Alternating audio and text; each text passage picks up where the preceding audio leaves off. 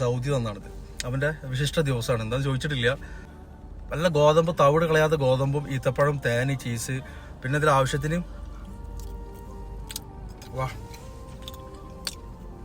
അൽഹംദുലില്ലാ. സൗദിയിലെ തെക്കൻ സംസ്ഥാനങ്ങളിലാണ് പ്രത്യേകമായിട്ട് ഇത് കാണപ്പെടുന്നത്.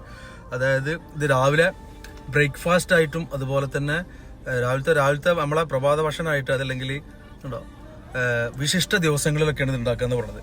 ടൂറിസ്റ്റുകളെ ആകർഷിക്കുന്ന ഒരു ഫുഡാണ്. ഇതിന്റെ ആ ഒരു നിറം, ഇതിന്റെ ആ ഒരു എന്താ പറയാ, ആ ഒരു കണ്ണിന് കുളിർമുള്ള ആ ഒരു സംഭവം ഉണ്ടല്ലോ. തേനൊക്കെ ഒഴിച്ചിട്ട് നെയ്യ്, തവിട് കളയാത്ത ഗോതമ്പ്, അതുപോലെ തന്നെ നെയ്യുണ്ട്, പിന്നെന്താ കിസ്ത ഉണ്ടല്ലോ നമ്മളെ ആ ഒരു ക്രീം, അതുണ്ട്, പിന്നെ ഈത്തപ്പഴം.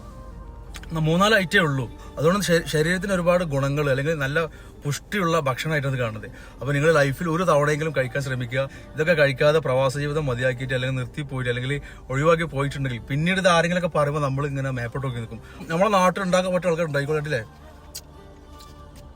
ഈത്തപ്പഴം കിടക്കുന്ന ഈത്തപ്പഴം, തേനും നെയ്യും കണ്ണിന് കുളിർമുള്ള ഒരു എന്താ പറയുക വല്ലാത്തൊരു വിഭവം.